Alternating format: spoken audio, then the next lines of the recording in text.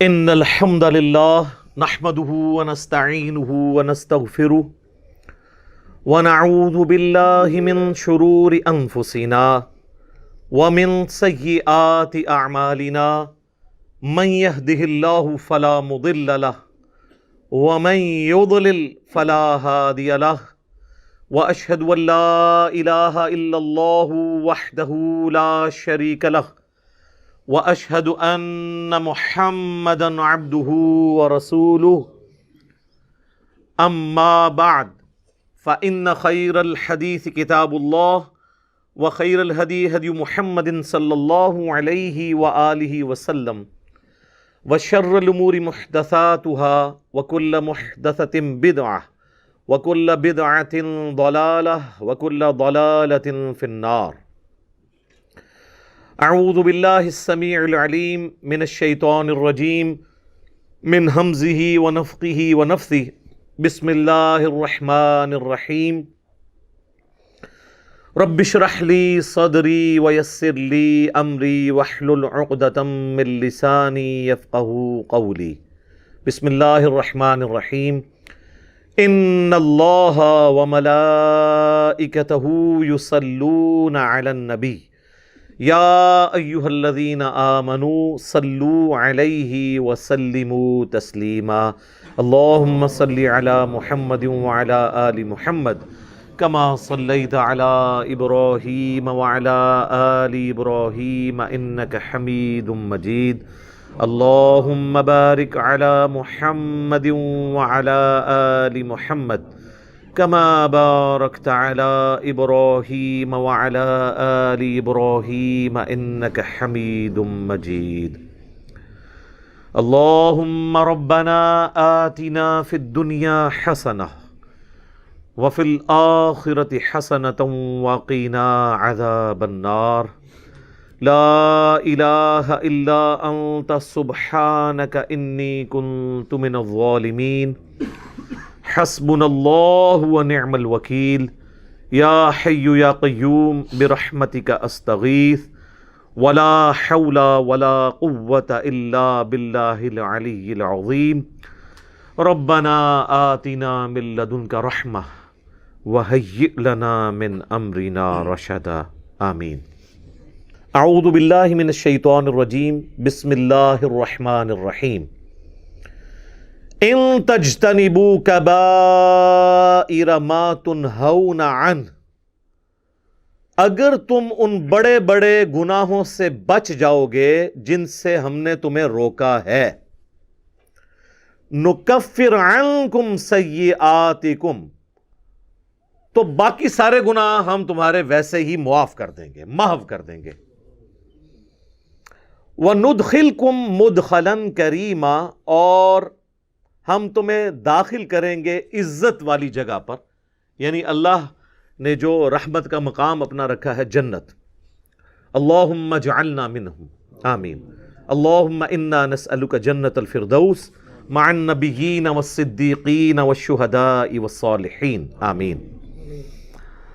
تو یہاں پہ بنیادی فلسفہ اللہ نے بیان کر دیا کہ اگر تم بڑے بڑے گناہوں سے بچ جاؤ گے نا، چھوٹوں سے ہم ویسے ہی درگزر کر دیں گے. یہ بہت بڑی بات ہے.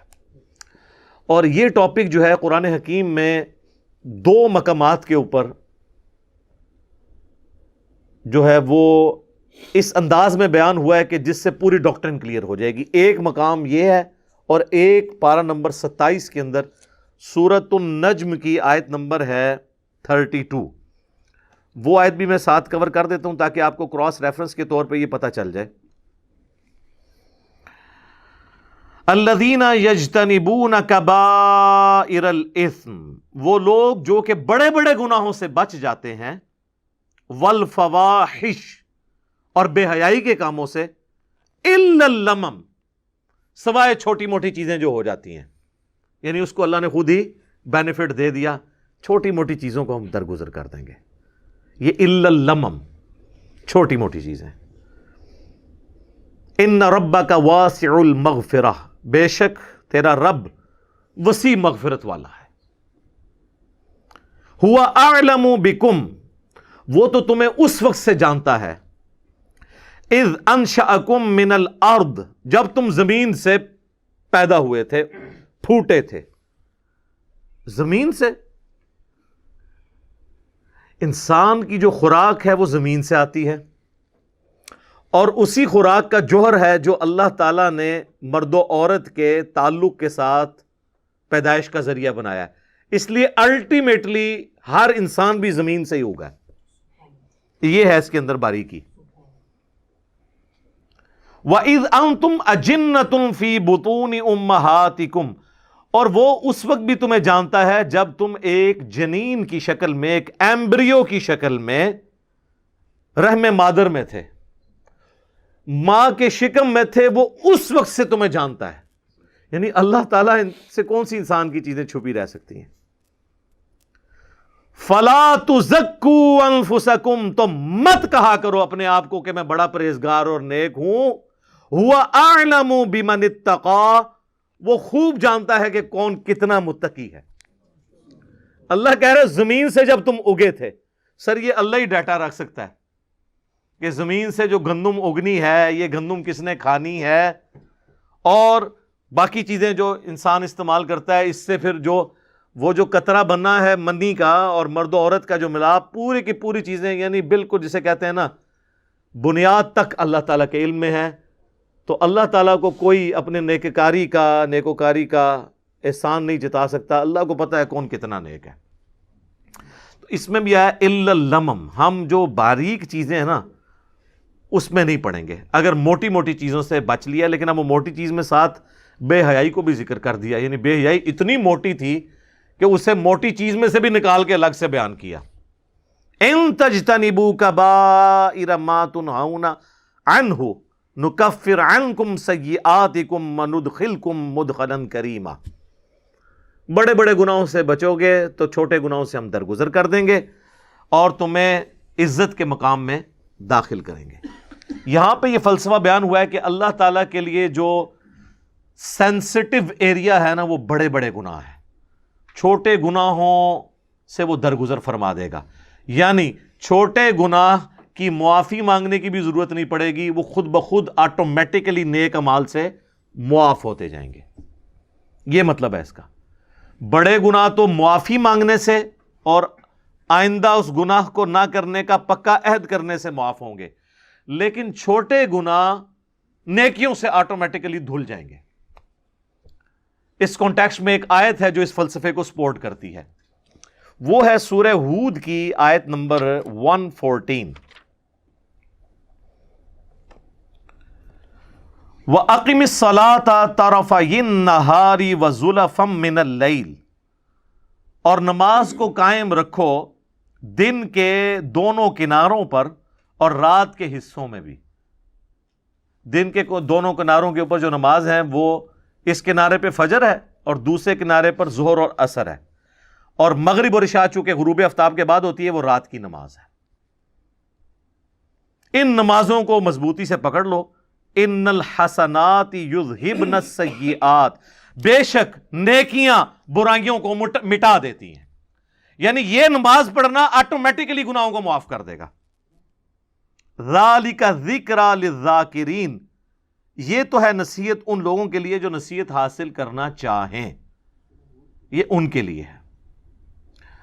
تو اس آیت کے تحت یہ پتہ چل گیا کہ جو نیک اعمال ہیں وہ گناہوں کو دھونے کا سبب بن جاتے ہیں۔ یہ جو سورہ ہود کی آیت میں نے پڑھی نا، آیت نمبر 114 اس کانٹیکسٹ میں ایک حدیث بھی ہے بخاری اور مسلم دونوں کے اندر، بڑی حیران کن حدیث ہے۔ مسلم شریف میں ذرا ڈیٹیل سے ہے، بخاری میں بھی موجود ہے،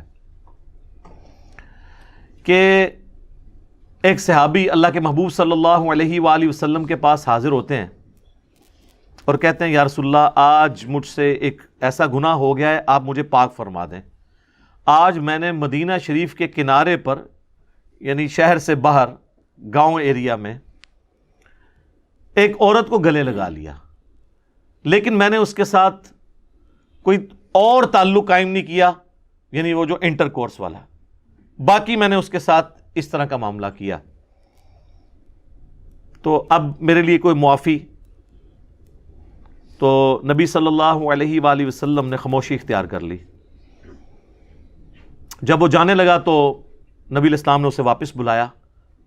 اسی وقت نبی علیہ السلام پہ یہ آیت نازل ہوئی سورہ ہود کی 114. آپ نے یہ آیت تلاوت کی کہ دن کے دونوں سروں پر اور رات کے اوقات میں نماز کو قائم رکھو، بے شک نیکیاں گناہوں کو مٹا دیتی ہیں، محو کر دیتی ہیں. تو نبی علیہ السلام نے کہا کہ نماز پڑھو، تمہارا یہ گناہ معاف ہو جائے گا. اچھا، بعض لوگ اس سے سمجھتے ہیں کہ کوئی اگر ڈیٹس مارتا رہے لڑکیوں کے ساتھ، نماز پڑھ لے تو آٹومیٹیکلی معاف ہو جائے گی. نہیں، اس پہ بھی اجماع ہے پوری امت کے علماء کا، چاہے سنی ہو یا شیعہ، کہ کسی چھوٹے گناہ کو چھوٹا سمجھ کے تکرار کے ساتھ کرنا بھی گناہ کبیرہ ہے. یہ تو ایک کبھی کبھار ہو جائے نا، لیکن وہ یہ تو نہیں تھا کہ نبی علیہ السلام نے اسے یہ کہا کہ ہاں روزانہ گلے لگا لیا کرو، اس کے بعد پھر نماز پڑھ لیا کرو. ایسا نہیں ہے. یعنی کبھی کبھار کوئی نفس سے مغلوب ہوا تو اس کی نیکیاں گناہوں کو محو کر دیں گی. اسی کو سپورٹیو ایک اور حدیث ہے بخاری اور مسلم دونوں کے اندر. نبی صلی اللہ علیہ وآلہ وسلم نے فرمایا، بھلا بتاؤ تو اگر کسی شخص کے گھر کے آگے سے نہر گزرتی ہو اور وہ روزانہ اس میں 5 دفعہ غسل کرے تو اس کے جسم پہ کوئی میل باقی رہ جائے گا؟ صحابہ نے کہا نہیں یا رسول اللہ صلی اللہ علیہ وآلہ وسلم. تو آپ نے فرمایا کہ پھر 5 نمازوں کی مثال بھی ایسی ہی ہے کہ اس کے جسم سے گناہ سارے دھل جائیں گے. لیکن لیکن لیکن چھوٹے گناہ، بڑے گناہ نہیں معاف ہوں گے. بڑے گناہ صرف توبہ سے معاف ہوتے ہیں اور آئندہ گناہ نہ کرنے کا پکا عہد کرنا. چھوٹے گناہ آٹومیٹکلی نیکیوں سے معاف ہو جاتے ہیں. اور بڑے گناہ جب معاف ہوتے ہیں، وہ سورۃ الفرقان کی آیت نمبر 70 ہے، 70 نمبر، کہ اگر کوئی بڑے بڑے گناہوں سے توبہ کر لے، حتیٰ کہ اللہ نے اس بڑے گناہوں میں شرک کو ذکر کیا، قتل نہ حق کو ذکر کیا، زنا کو ذکر کیا، اور کہا کہ اگر کوئی ان سے بھی توبہ کر لے ہم اس کے گناہوں کو بھی نیکیوں سے بدل دیں گے. صرف معاف نہیں کریں گے، گناہوں کو نیکیوں سے بدل دیں گے. سبحان اللہ وبحمدہ سبحان اللہ العظیم. آمین. تو بڑے بڑے گناہوں سے اگر توبہ کر لی جائے تو وہ اتنی بڑی نیکیاں بن جائیں گی، لیکن وہ توبہ پاکستانی توبہ نہیں ہوگی، وہ پکی والی توبہ ہوگی. اور توبہ کا طریقہ اللہ تعالیٰ نے قرآن میں بتا دیا ہے کہ پاکستانی توبہ میں، یعنی جس کو میں کہتا ہوں کہ کتابوں کے خدا میں اور بابوں کے خدا میں کیا فرق ہے. سورۃ النحل کی آیت نمبر ہے 119. اس میں اللہ تعالیٰ نے اپنا کانسیپٹ بتا دیا توبہ کا. ثم ان ربک للذین عاملوا السوء بجہالۃ، اس کے بعد تمہارا رب ان لوگوں کے حق میں جو جہالت میں گناہ کر بیٹھیں، ثم تابوا من بعد ذلک، اور پھر گناہ کے بعد فوراً توبہ کر لیں، وَأَصْلَحُوا، اور اپنی اصلاح کر لیں، یعنی بندے کے پتر بن جائیں. جو ہوا اس کے بعد پھر وہ ٹھیک بھی کریں اپنے آپ کو. ان ربک من بعدہا، اس کے بعد تیرا رب لغفور الرحیم، ضرور بخشنے والا مہربان ہے. کس کے بعد؟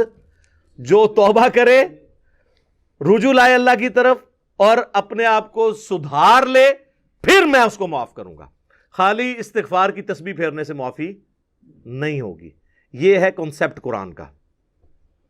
یہ پیرلل میں 2 چیزیں نہیں چل سکتی، اللہ کے ساتھ بغاوت بھی اور خالی استغفار کی تسبیح پڑھنا.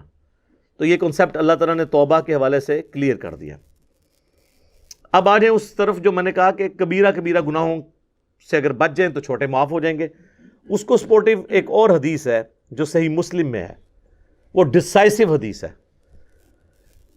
اس کے الفاظ ہیں، اگر بڑے بڑے گناہوں سے بچا جائے تو ایک نماز سے دوسری نماز، ایک جمعے سے دوسرا جمعہ، اور ایک رمضان سے دوسرا رمضان درمیان کے تمام گناہوں کا کفارہ بن جائے گا، اگر بڑے بڑے گناہوں سے بچا جائے.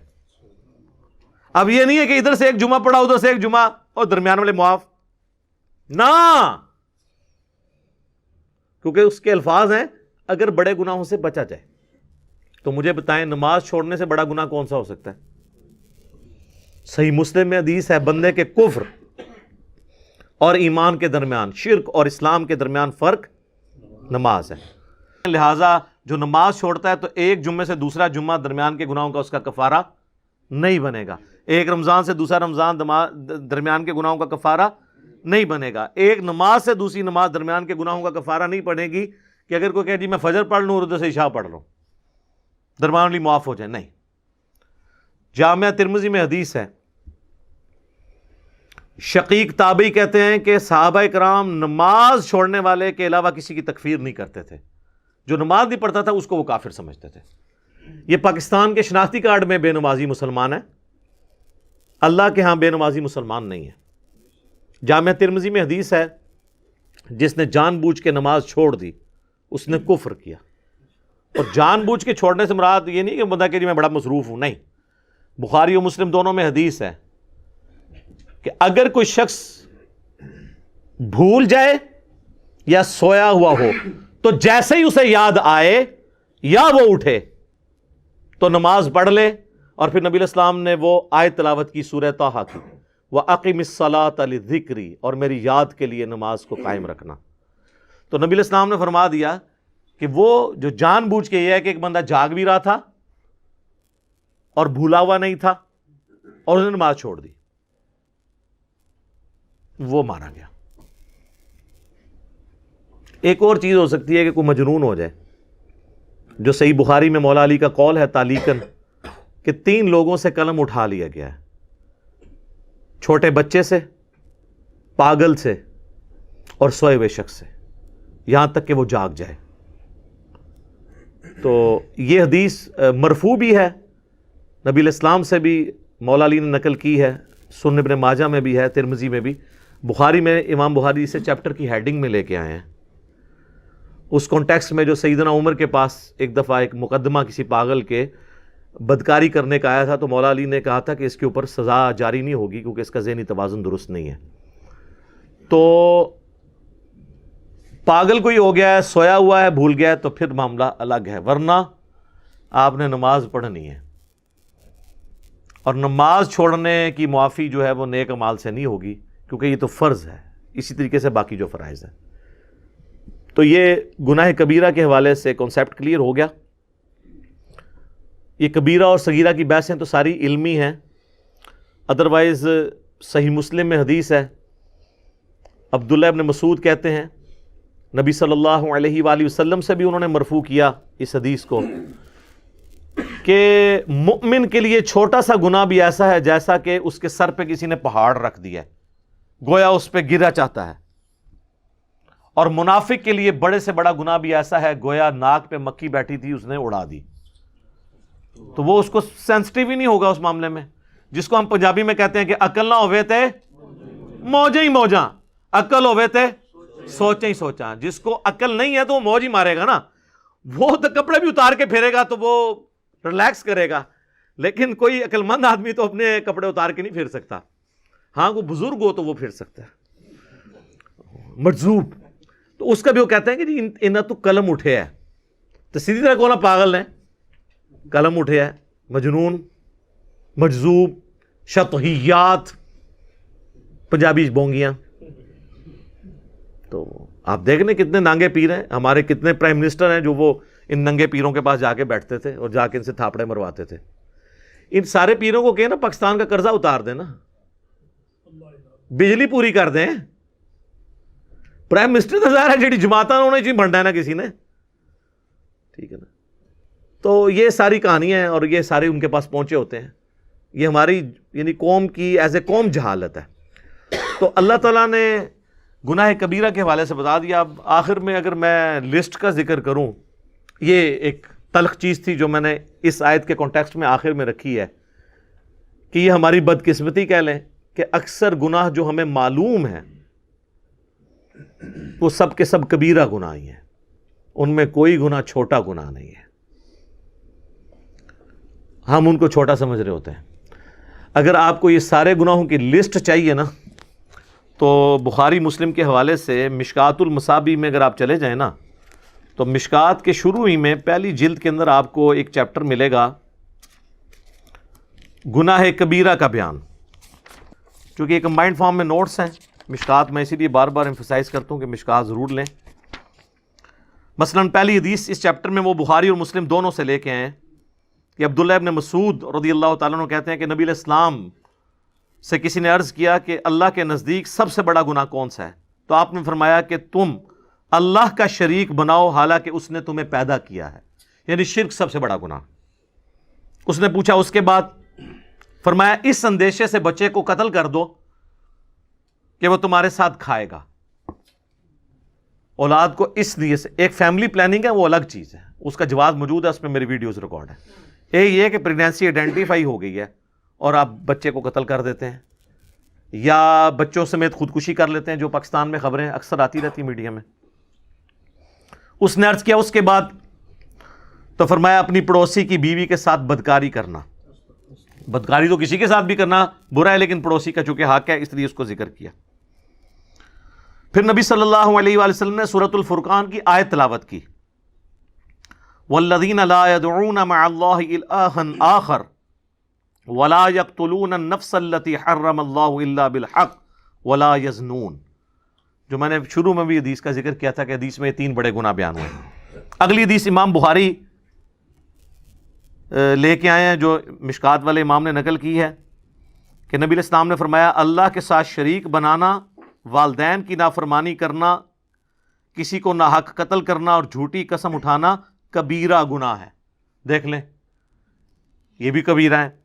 اس سے اگلی حدیث بخاری اور مسلم دونوں میں ہے کہ جھوٹی قسم کی بجائے جھوٹی گواہی کا ذکر ہے اس حدیث کے اندر کہ جھوٹی گواہی دینا بھی گناہ کبیرہ ہے. اس سے اگلی حدیث بھی بخاری اور مسلم دونوں میں ہے، نبی علیہ السلام نے فرمایا 7 چیزوں سے بچو.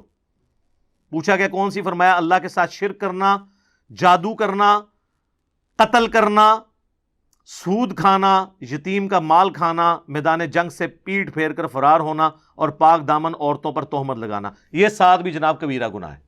میں نے کہا تھا یہ بدقسمتی ہے کہ جتنے گناہ ہمیں نون ہے نا وہ سارے ہی کبیر ہیں. اس سے اگلی حدیث بھی بخاری اور مسلم دونوں میں ہے، نبی علیہ السلام نے فرمایا جب زانی زنا کرتا ہے اس وقت وہ مومن نہیں ہوتا، جب چور چوری کر رہا ہوتا ہے وہ اس وقت مومن نہیں ہوتا، جب شرابی شراب پی رہا ہوتا ہے وہ اس وقت مومن نہیں ہوتا، اور جب وہ یہ کام کر چکتا ہے تو یعنی ایمان اس میں سے نکل جاتا ہے، اس کے بعد اس کے اندر ایمان دوبارہ لوٹتا ہے، اور خیانت کرنے والا خائن اس وقت مومن نہیں ہوتا. اور پھر آخر میں الفاظ ہیں پس تم بچ جاؤ، پس تم بچ جاؤ. 2 دفعہ نبی علیہ السلام نے فرمایا. تو آگے بخاری مسلم دونوں میں حدیث ہے منافق کی 3 نشانیاں ہیں، جب بات کرے تو جھوٹ بولے، وعدہ کرے تو خلاف ورزی کرے، اور جب امانت رکھی جائے خیانت کرے. لو جی پوری قوم کے اوپر فٹ ہو رہی ہے. اور مسلم میں تو آگے الفاظ ہیں اگرچہ وہ روزہ رکھے، نماز پڑھے اور مسلمان ہونے کا دعویٰ بھی کرے تب بھی وہ منافق ہے. یعنی عملاً منافق ہے، اعتقاداً نہیں، اعتقاداً تو مسلمان ہے لیکن عملاً منافق ہے. اور ایک اور حدیث ہے بخاری اور مسلم کی، اس میں 4 چیزوں کا ذکر ہے. نبی علیہ السلام فرمایا جو 4 خصلتیں جس میں ہوں گی وہ پکا منافق ہے، اور جس میں ایک ہوئی وہ بھی نفاق کی ایک شاخ کے اوپر ہے، یہاں تک کہ اس عمل کو چھوڑ دے. نمبر 1 امانت رکھی ہے تو خیانت کرے، نمبر 2 بات کرے تو جھوٹ بولے، نمبر 3 عہد کرے تو توڑ دے، اور جب جھگڑا ہو تو گالی گلوچ پر اتر آئے. یہ علماء تو آلموسٹ سارے اس میں آتے ہیں، گالی گلوچ پہ اتر آتے ہیں نا، کیسی کیسی موٹی موٹی گالیاں دیتے ہیں. اور عوام الناس تو اب مجھے بتا دیں، ہم تو وہ شعر لے کے چل رہے ہیں کچھ بھی ہیں تیرے محبوب کی امت سے ہیں، یہاں تو معاملہ ہی کہاں سے کہاں پہنچ گیا. صحیح مسلم میں حدیث ہے نبی علیہ السلام ایک اناج کے ڈھیر کے پاس سے گزرے، آپ نے اپنی مبارک انگلیاں اس میں داخل کی تو وہ گیلی تھی. آپ فرمایا یہ کیا؟ کہ رسول اللہ رات کو بارش ہو گئی تھی تو اناج گیلی ہو گئی. آپ نے فرمایا تم نے گیلی اناج اوپر کیوں نہیں کی تاکہ لوگ اس کے عیب کے اوپر مطلع ہوتے، اس کے بعد کسی کی مرضی کہ وہ خرید کے لے جائے گھر جا کے خشک کر لے، لیکن تم نے اس طرح کیوں کیا کہ اوپر خشک رکھی اور اندر گیلی. اور پھر آپ نے فرمایا جس نے ملاوٹ کی وہ ہم میں سے نہیں. یہ وہاں پہ آپ نے فرمایا تھا، یہ پوری حدیث مسلم شریف میں یوں ہے، جو آخری حصہ پکڑا ہوا ہے جس نے ملاوٹ کی وہ ہم میں سے نہیں. اور وہ ملاوٹ سے سمجھ رہے ہوتے ہیں صرف دودھ میں ملاوٹ کرنا ملاوٹ ہے. ملاوٹ یہ ہے کہ آپ غرر کریں، عربی میں غرر کہتے ہیں دھوکے کو، کوئی بھی دھوکہ کسی فارم کے اندر، کسی کاروبار کے اندر، وہ اس کو حرام کر دے گا۔ جیسے ہی دھوکہ آئے گا، چاہے وہ پلاٹس کی فائل کی شکل میں آئے، اس کو حرام کر دے گا، چاہے بیچنے والی چیز کی شکل میں آئے، اس کو حرام کر دے گا۔ یعنی آپ مال دکھائیں کچھ اور جب ڈال کے دینے لگیں کچھ اور ڈال دیں، تو آپ نے دھوکہ کر دیا، غرر کر دیا۔ تو غرر جب بھی آئے گا تو وہ پورے کے پورے مال کو، آپ کے کمائی کو حرام کر دے گا۔ بولے اعوذ باللہ تعالی۔ اللہ تعالی ہمیں اس فتنے سے بچا کے رکھے، اپنی ایمان کے اندر رکھے، گناہ کبیرہ سے بچنے کی توفیق عطا فرمائے، اور کمٹمنٹ کے ساتھ اپنے محبوب صلی اللہ علیہ وآلہ وسلم کی سچی اتباع کرنے کی توفیق عطا فرمائے، آمین۔ تو یہ میں نے اس لیے گناہ کبیرہ کے حوالے سے تفصیلی گفتگو کی۔ اکثر لوگ پوچھتے ہیں توبہ کا طریقہ کیا ہے، کون کون سے بڑے بڑے گناہ ہیں، اور چھوٹے گناہوں کے بارے میں کیا ہے۔ تو توبہ تو میں نے آپ کو بتا دیا کہ توبہ یہ ہے کہ اپنی اصلاح کرنی ہے۔ اس کو میں دنیاوی مثال سے آخر میں سمجھا دیتا ہوں، پھر آگے چلتے ہیں۔ مجھے بتائیں، جس شخص کی زندگی میں ایک دفعہ، بالکل پہلی دفعہ، کسی گرم استری سے ہاتھ جل جائے، دوسری دفعہ وہ ٹھنڈی کو بھی لگاتے ہوئے ڈرے گا نا، کہ ہو سکتا ہے تھوڑی دیر پہلے کوئی استری نہ کر گیا ہوئے۔ اس لیول کا ڈر جب آپ کا کسی گناہ کے بارے میں آئے گا نا دوبارہ کرتے ہوئے، تو آپ سمجھ لیں آپ نے توبۃ نصوحا کر لی ہے۔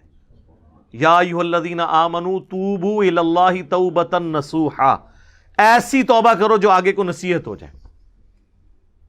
اور اگر ایسا نہیں ہے تو بس پھر ٹھیک ہے، ایک خیال ہے اس کو، آپ کے ویژول تھنکنگز کو لے کے آپ چلیں، اور کبھی آپ شیطان کے اوپر ڈال دیں۔ میں تو یہ چیلنج کرتا ہوں بار بار کہ اگر گورنمنٹ آف پاکستان یہ اناؤنسمنٹ کرے کہ جو شخص فجر کی نماز اپنے محلے کی مسجد کی پہلی صف میں ادا کرے تو فی فجر 1,00,000 روپیہ، دوسری صف والے کو 50,000، تیسری والے کو 25,000، تو دنیا کے سارے شیاطین مل کے دنیا کے سب سے بڑے بے نمازی کی بھی فجر نہیں چھڑوا سکتے۔ ہاں کر کے دیکھ لیں، اگر آپ کو ہے نا ایسی آنکھ ہی نہیں کھلتی، وہ جی انہوں ہوش ہی نہیں ہوندی۔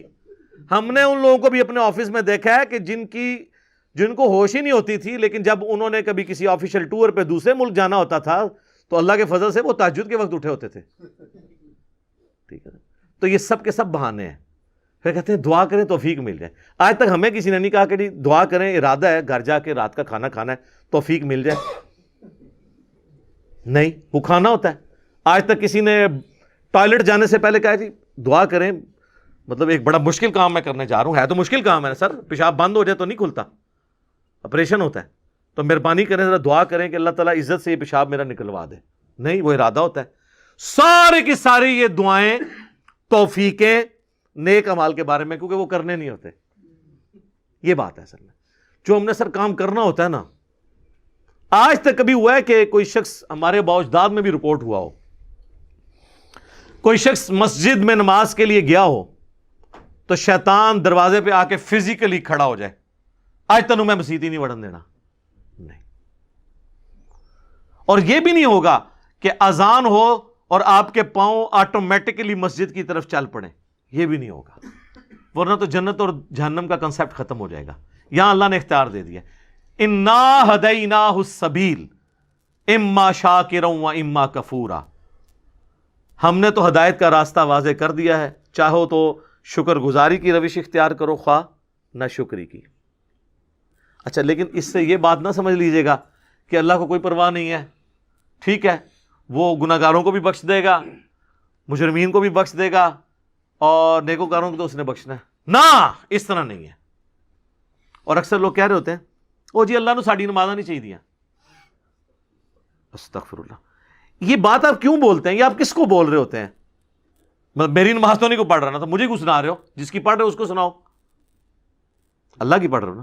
تو اللہ نے کب کہا ہے کہ مجھے تیری نمازیں چاہیے؟ کہیں کہا ہے؟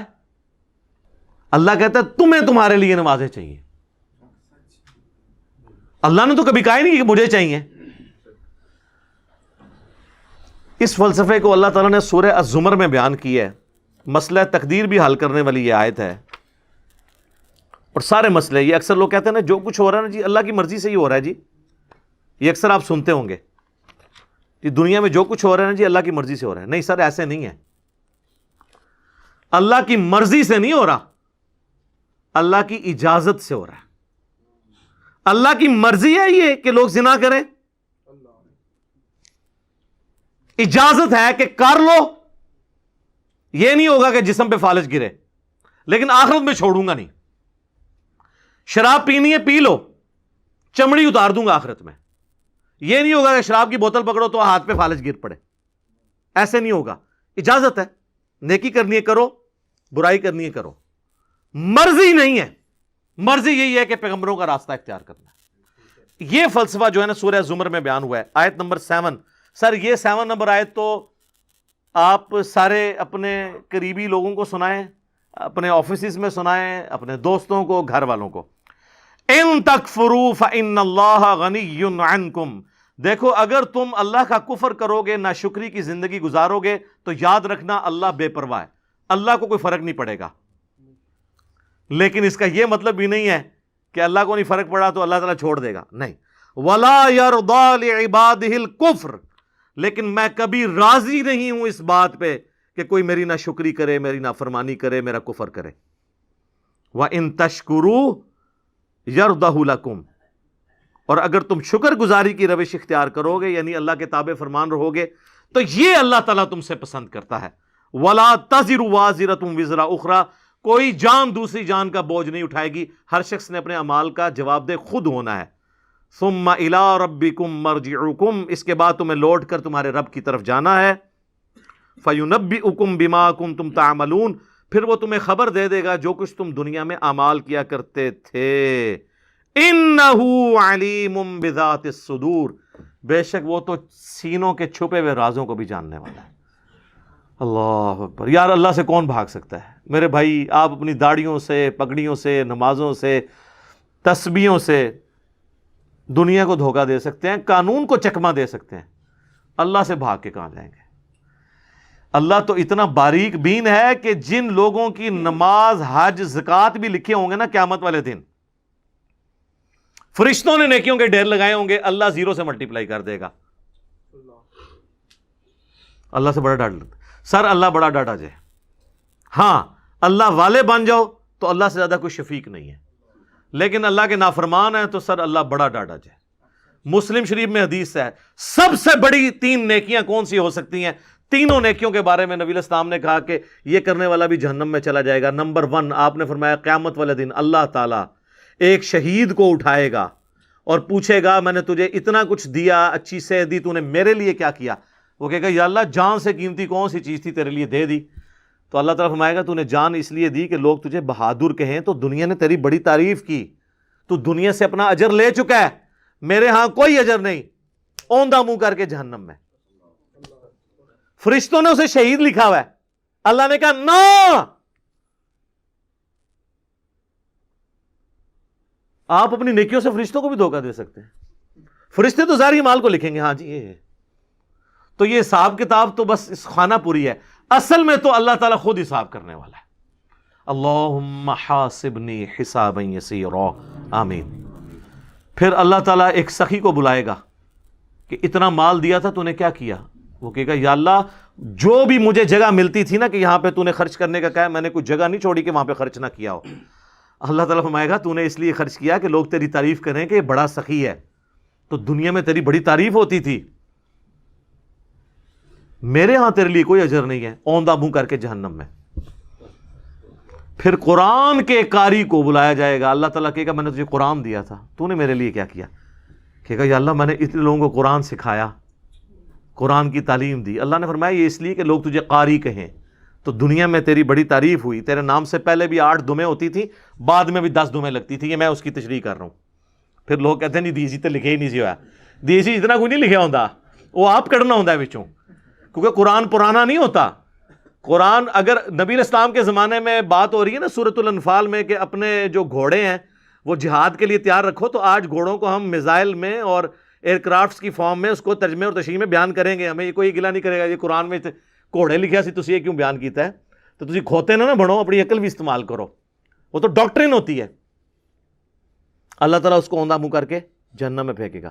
سر ان 3 بڑی نیکیوں سے بڑی کو نیکی کسی کو پتا تو مجھے بتا دے، شہادت سے بڑی کوئی نیکی نہیں ہے۔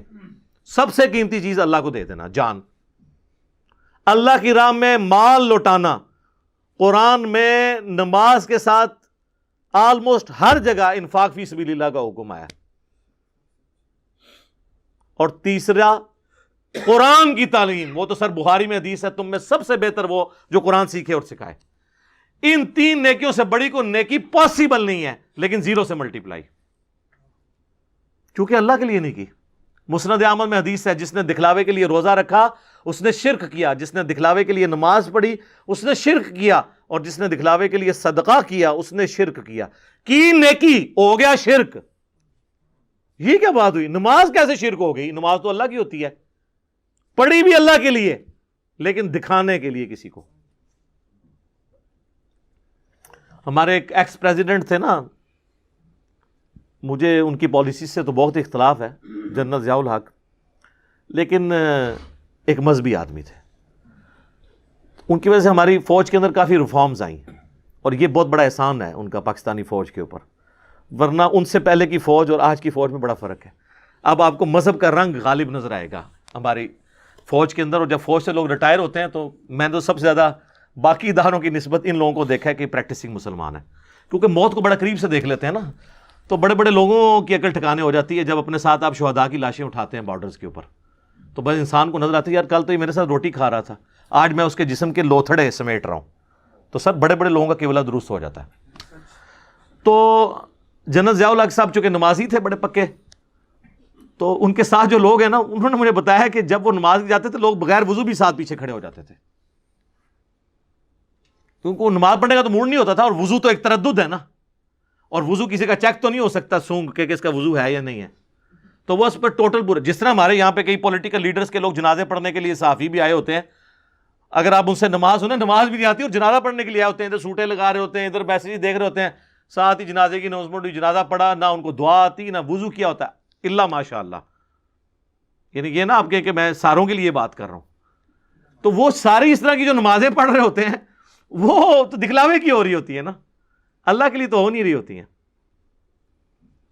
تو استغفر اللہ الذی لا الہ الا ہو الحی القیوم واتوب الیہ من کل ذنب واتوب الیہ، آمین ثم آمین. اب میرے بھائیوں اگلی آیات کی طرف آتے ہیں، سورہ النساء کی آیت نمبر 32 سے آنورڈ. وَلَا تَتَمَنَّوْا مَا فَضَّلَ اللَّهُ بِهِ بَعْضَكُمْ عَلَى بَعْضٍ، مت تمنا کیا کرو ان چیزوں کی جو اللہ تعالیٰ نے بعض کو بعض پہ کوئی فضیلت دے رکھی ہے. ہائے ہائے ہائے، حسد نہیں کرنا. کسی کو اللہ نے اچھا چہرہ دے دیا ہے، کسی کو اچھا قد دے دیا ہے، کسی کو اچھا منصب دے دیا ہے، کسی کو زیادہ دولت دے دی ہے، تو اس چکر میں نہ پڑا کرو کہ حسد کرو. کوشش کرنا آپ کا حق ہے، جیلسی نہیں کرنی. لیکن اللہ تعالیٰ نے ایک چیز ایسی بتا دی کہ جو تم کما سکتے ہو. میں اپنے ماں باپ چوز نہیں کر سکتا، اپنی ڈیسٹنی چوز نہیں کر سکتا، اپنی موت کا وقت چوز نہیں کر سکتا، لیکن ایک چیز ہے جو میں اپنی مرضی سے کر سکتا ہوں. وہ کیا ہے؟ اللہ نے جن باتوں کا حکم دیا ہے ان پہ عمل کروں، اور میری اکاؤنٹیبلٹی بھی اسی کام کے اوپر ہونی ہے. وہ اللہ نے ساتھ ذکر کر دیا، للرجال نصیب مما اکتسبوا، مردوں کے لیے وہ حصہ ہے جو وہ کمائیں گے، وللنساء نصیب مما اکتسبنا، اور عورتوں کے لیے وہ حصہ ہے جو وہ کمائیں گی. یعنی نیکیوں میں آگے بڑھنے کی کوشش کرو. دولت نہیں ملتی کسی کو بہت زیادہ، تو نیکیاں تو وہ کر سکتا ہے نا. اس کے لیے تو ڈیسٹنی کی ضرورت نہیں ہے. 5 وقت نماز پڑھنے کے لیے آپ کو مہینے کا 1 لاکھ روپیہ کسی گورنمنٹ کی طرف سے فری ملنے کی ضرورت تو نہیں ہے. جائیں مسجد میں وضو کریں، پانی بھی فری اویلیبل ہے، آپ سے کوئی بجلی کا بل بھی نہیں مانگے گا. جائیں نماز پڑھیں، وہ بل وہ لوگ دیں گے کہ جن کو اللہ تعالیٰ نے اسودہ حال کیا ہے. عام لوگوں نے تو ویسے ہی نماز پڑھنی ہے. تو نیکیوں میں آگے بڑھ سکتے ہو. کسی کے ساتھ خوش اخلاقی سے بات کرنا، راستے سے تکلیف دہ چیز کو دور کر دینا، اس کے لیے کوئی زیادہ ایفرٹ پٹ کرنے کی ضرورت ہے، یا اچھی شکل ہونے کی ضرورت ہے، یا اچھا سٹیٹس ہونے کی ضرورت ہے. صحیح مسلم میں حدیث ہے، ہر تسبیح صدقہ ہے، سبحان اللہ، ہر تحمید صدقہ ہے، یعنی الحمدللہ، ہر تحلیل صدقہ ہے، یعنی لا الہ الا اللہ. ہر تکبیر صدقہ ہے، اللہ اکبر کہنا. امر بالمعروف و نہی عن المنکر، لوگوں کو نیکی کا حکم دینا اور برائی سے روکنا اپنی اپنی ڈومین کے اندر، یہ بھی صدقہ ہے. اور تمہارا اپنے بیوی بچوں کے منہ میں لقمہ ڈالنا بھی صدقہ ہے، حتیٰ کہ تمہارا اپنی بیویوں کے ساتھ ازدواجی تعلق جو آپ سمجھ لیں خالصتاً جو ہے اینیمل انسٹنکٹ ہے، وہ بھی صدقہ ہے. صحابہ کو باقی چیزیں تو ہضم ہو گئی، انہوں نے کہا یہ بیویوں سے تعلق قائم کرنا بھی صدقہ ہے، اس پہ بھی ثواب ملے گا. تو آپ نے فرمایا اگر یہی چیز تم کسی ایسے طریقے سے پوری کرو جو تمہارے لیے حلال نہیں ہے تو کیا تمہیں گناہ ملے گا؟ صحابہ نے کہا ملے گا. تو آپ نے فرمایا پھر اس کے اوپر ثواب بھی ملے گا. یہ صحیح مسلم میں حدیث ہے، نیکی کا کانسیپٹ. تو اللہ تعالیٰ ہمارا مت اس چکر میں پڑا کرو کسی کو یہ مل گیا یہ مل گیا، جو تم کر سکتے ہو نا وہ کرو. اور اس میں ایک جملہ ایڈ کرتا ہوں کہ سر دنیا آپ اپنی مرضی کی بنا نہیں سکتے، کوشش کریں، ہو سکتا ہے مل جائے، ہو سکتا ہے نہ ملے، لیکن یہ میں آپ کو گارنٹی سے کہتا ہوں کہ آپ اپنی آخرت اپنے ہاتھوں سے خود بنا سکتے ہیں. دنیا اللہ کی مرضی کی گزاریں، گارنٹیڈ آخرت آپ کی مرضی کی ہے. اور دنیا اگر آپ نے اپنی مرضی کی گزاری پھر آخرت اللہ کی مرضی کی ہے. اور اللہ کی مرضی پھر وہی ہے کہ جو انبیاء کے نافرمان ہیں انہیں اوندھا منہ کر کے جہنم میں پھینکوں گا. ہاں جی، یہ ذہن میں رکھیے گا. اللہم اجرنا من النار. تو آپ آخرت اپنے ہاتھوں میں ہے سر. تو اللہ تعالیٰ بھی یہ کہہ رہا ہے کہ مرد جو کمائیں گے ان کے لیے ہے، عورتیں جو کمائیں گی ان کے لیے. اچھا اس آیت کو بعض لوگوں نے اس چکر میں ڈال دیا کہ مرد و عورت دونوں کمائی کے لیے باہر نکلیں. ہاں یہ جو لوگ تھوڑے لبرل قسم کے ہیں نا، عورتوں کی وہ جابز کی میں وہ مردوں کے شانہ بشانہ چلانے کی کوشش کرتے ہیں. ہم یہ کہتے ہیں کہ یہ عورت کو اللہ نے عزت دی ہے کہ مرد لا کے اس کا نان و نفقہ پورا کرے گا. وہ آگے آیات بھی آ رہی ہیں، یہ عورت کی عزت ہے. ہاں کبھی کوئی مجبور ہے عورت تو وہ شرعی حدود اور قیود کے اندر جاب بھی کر سکتی ہے اگر باقی ساری چیزوں کو مینٹین، لیکن یہ پرائمری رسپانسبلٹی مرد کی ہے کہ وہ گھر کا نظام چلائے گا. عورت نے گھر کا نظام چلانا ہے اندر کا، اور اس کے جو فائنینسز ہیں وہ مرد نے پورے کرنے ہیں. وَاسْأَلُوا اللَّهَ مِن فَضْلِهِ، اللہ سے سوال کرتے رہو اس کے فضل کا. اللہم انی اسألک من فضلک ورحمتک، آمین. ان اللہ کان بکل شیء علیما، بے شک اللہ تعالی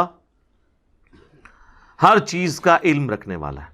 اچھا یہ میں جو جگہ جگہ دعائیں پڑھتا ہوں نا، یہ صحیح مسلم میں حدیث ہے کہ نبی علیہ السلام نماز میں بھی جب قرآن پڑھتے تھے نا تو جہاں جہاں جہنم کی آیات آتی تھیں اللہ سے جہنم کی پناہ مانگتے تھے، اور جہاں جنت کی آیات آتی تھی اللہ سے جنت کا سوال کرتے تھے. اور یہاں پہ کیا ہو رہا ہوتا ہے، چونکہ ہمیں قرآن کا ترجمہ نہیں آتا، محفل قرات کے اندر جہنم کی آیات پڑھی جا رہی ہوتی ہیں اور پیچھے سننے والے کہتے ہیں سبحان اللہ، حالانکہ وہاں کہنا ہوتا ہے وَلِعَاذُ بِاللَّہ، اللہ کی پناہ،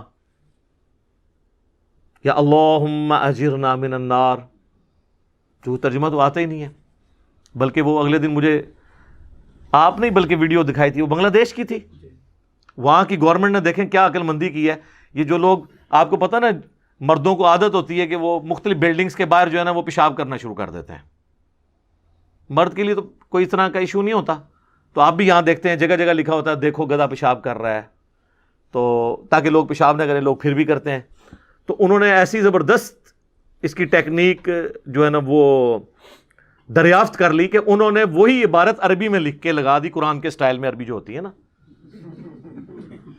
تو وہ جو لوگ ایسے وہ عربی دیکھتے تھے وہ سمجھتے تھے آیت ہی لکھی ہے تو وہاں پیشاب نہیں کرتے تھے. اور یہ انہوں نے ایک سوشل ایکسپیریمنٹ کے تحت کیا ہے، سوشل ایکسپیریمنٹ. تو اور بلکہ کچھ لوگ تو وہاں سے گزرتے ہوئے اس کو یوں ہاتھ لگا کے چون کے بھی جا رہے ہیں. ہاں جی، اور لکھا یہ ہوا ہے یہاں پہ پیشاب کرنا منع ہے عربی میں. ہاں جی وہی بات ہے، کہتے ہیں جی عربی نو گالاں کڈتے رہے، اگوں قرآن ہی سناندا سی. وہ عربی بھی عربی گالاں پہ کڈدا سی تو کہتے ہیں اگوں قرآن ہی پڑھدا سی. تو یہ حالت ہے.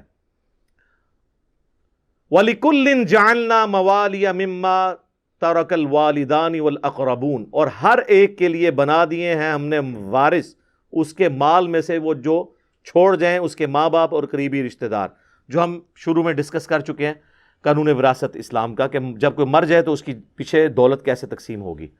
وَالَّذِينَ عَقَدَتْ أَيْمَانُكُمْ فَآتُوهُمْ نَصِيبَهُمْ، اور جو لوگ جن سے تم عہد کر چکے ہو کہ تم ان کو کچھ مال دو گے تو ان کا حصہ ان کو دے دو.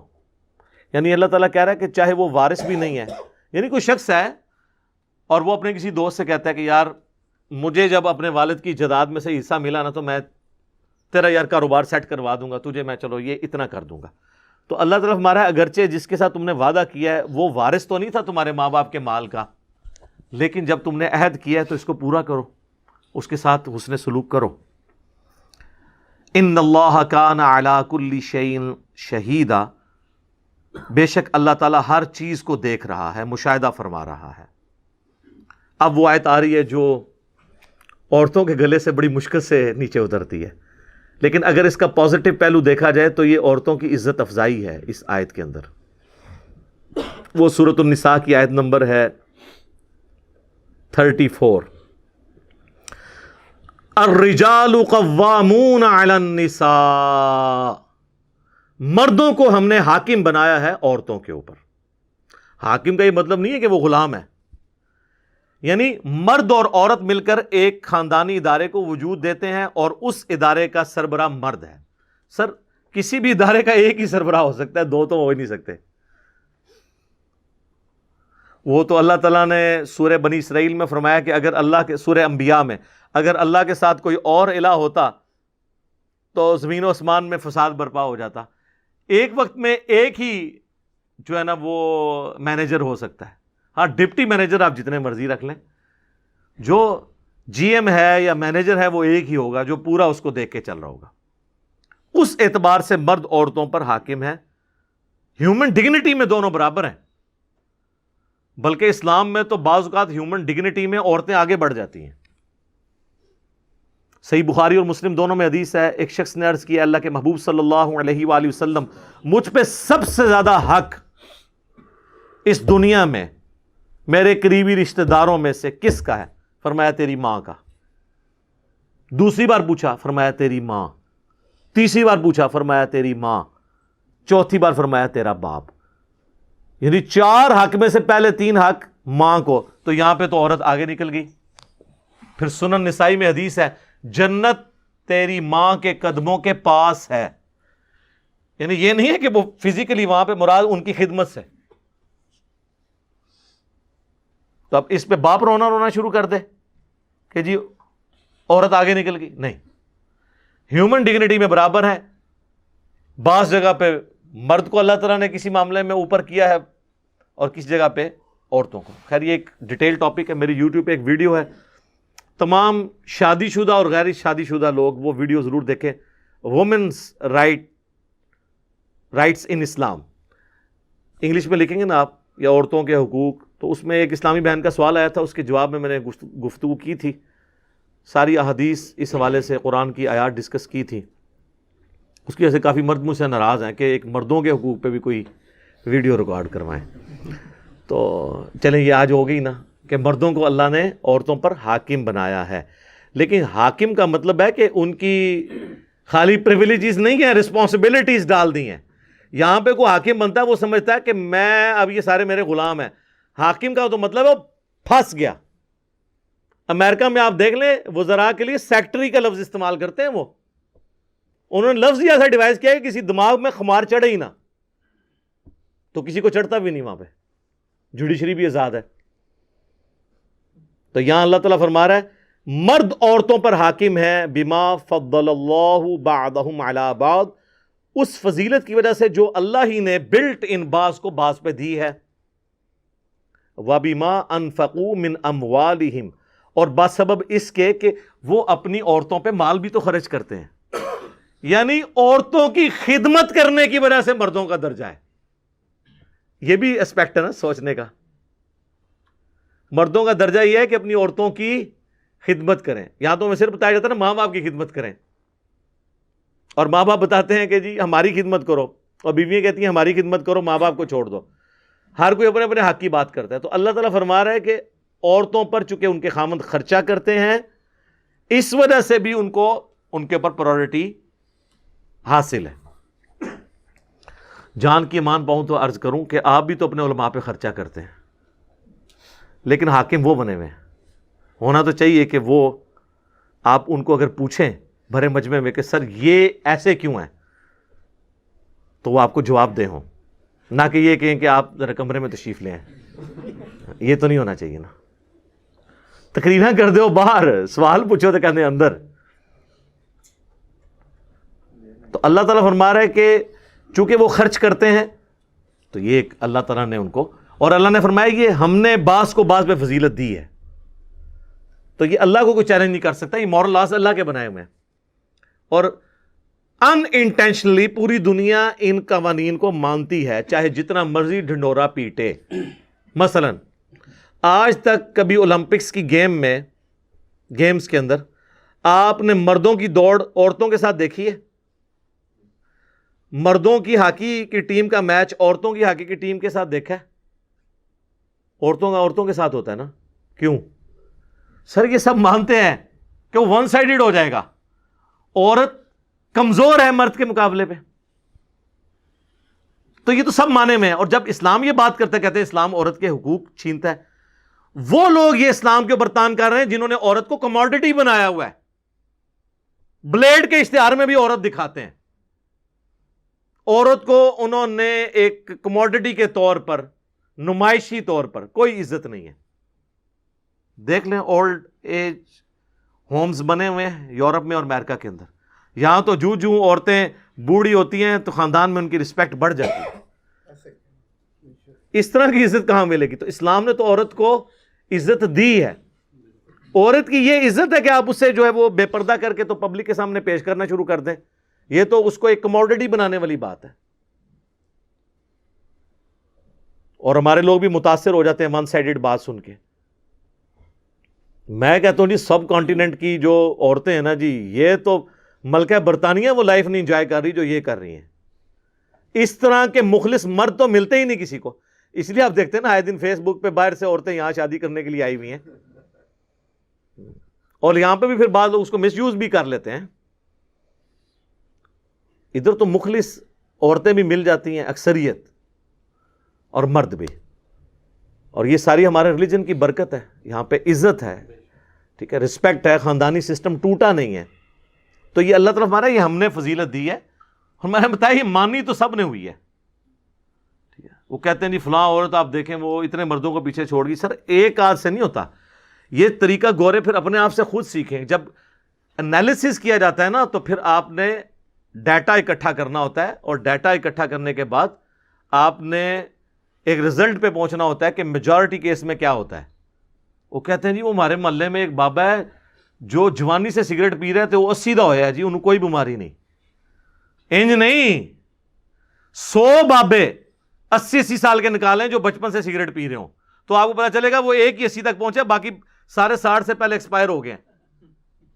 ایک چیز کو دیکھ کے ڈیٹا نہیں بنتا کہ آپ ایک کو کنسیڈر کر کے. تو اس طرح آپ اگر کوئی بے نظیر بھٹو کی مثال دے کے تو یہ کہ پاکستان کی ساری عورتیں اتنی انٹیلیجنٹ ہوتی ہیں؟ نہیں.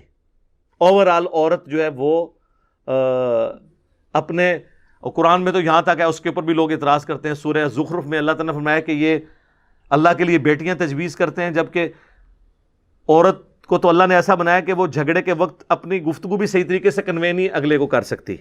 وہ کہتے ہیں نہیں قرآن میں اتنی عورت کی توہین آئی ہوئی ہے.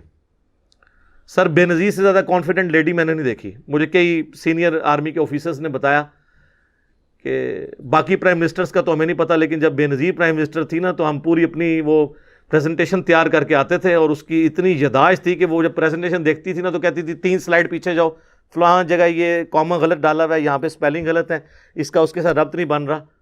اور کہتے ہیں باقی وزیر اعظم کا یہ حال تھا کہ وہ شربت پی کے اور چائے پی کے اٹھ کے چلے جاتے تھے، ان کو پتہ بھی نہیں چلتا تھا. لیکن اسی بے نظیر کو میں نے جیو کے پروگرام جواب دے کے اندر دیکھا ہے کہ جب اس سے اس کے بھائی کے قتل کے بارے میں پوچھا گیا تو وہ اپنے جذبات پہ قابو نہیں رکھ سکی، وہ اپنا مائک اتار کے اٹھ کے چلی گئی. اسے بولا ہی نہیں جا رہا تھا کہ آپ پرائم منسٹر تھی اور آپ کے دور کے اندر آپ کے بھائی کا قتل ہو گیا، تو اسے اپنے جذبات پہ قابو نہیں رہا، حالانکہ اتنی کانفیڈنٹ لیڈی. تو اوور آل عورت کو اللہ نے کمزور بنایا ہے، رقیق القلب بنایا ہے. آپ دیکھیں عورتوں کو رونا جلدی آتا ہے بچوں کی طرح ایز کمپیئر ٹو مرد. کہتے ہیں مرد کو درد نہیں ہوتا، لیکن ہوتا ہے درد مرد کو بھی. ہاں لیکن اللہ نے اسے مضبوط اعصاب والا بنایا، اور یہی وجہ ہے کہ کبھی کوئی پیغمبر نہیں عورت بنائی اللہ نے. کیونکہ پبلکلی جا کے دعوت کا کام کرنا ہوتا ہے، دماغ پہ سٹرین لینا ہوتا ہے، تو عورتیں اس طرح کا سٹرین نہیں لے سکتی. مرد کو اللہ تعالیٰ نے اس حوالے سے مضبوط بنایا. باقی عورتوں کی جو ذمہ داری ہے وہ ساتھ اللہ نے فرما دی. فَالصَّالِحَاتُ قَانِتَاتٌ حَافِظَاتٌ لِلْغَيْبِ بِمَا حَفِظَ اللَّهُ. تو نیک عورتیں وہ ہوتی ہیں جو اطاعت گزار ہوں، حفاظت کرنے والیاں ہوں مردوں کی غیر حاضری میں، یعنی اپنی عزت کی حفاظت کرنے والی اللہ کی حفاظت کے ساتھ. وَاللَّاتِي تَخَافُونَ نُشُوزَهُنَّ. اور اگر تمہیں کسی عورت سے نافرمانی کا اندیشہ ہو، فَعِظُوهُنَّ وَاهْجُرُوهُنَّ. تو پہلے انہیں نرمی سے سمجھاؤ، پھر انہیں الگ کر دو، فِي الْمَضَاجِعِ اپنے بستروں سے. وَضْرِبُوهُنَّ. اور پھر بھی باز نہ آئے تو ان کو مار بھی سکتے ہو، لیکن مارنا یہ نہیں کہ وحشیوں کی طرح مارنا ہے، جس طرح ایک چھوٹے بچے کو تھوڑی تنبیہ کے لیے مارنا ہے، اس پہ چہرے پہ نہیں مارنا، جسم پہ نشان نہیں پڑنا چاہیے. فَإِنْ أَطَعْنَكُمْ. پھر اگر وہ اطاعت کر لیں، فَلَا تَبْغُوا عَلَيْهِنَّ سَبِيلًا. تو پھر کوئی بہانہ نہ تلاش کرو کہ تم ان کے ساتھ زیادتی کرو. ان اللہ کان علیٰ کبیرا. بے شک اللہ بھی تو بہت بلند ہے اور بہت بڑا ہے. یعنی اللہ کی اتنی بڑی کبریائی ہے، وہ بھی تو تمہاری نافرمانیوں سے درگزر کرتا ہے، تم بھی اپنی بیویوں کے معاملے میں درگزر کی روش اختیار کرو.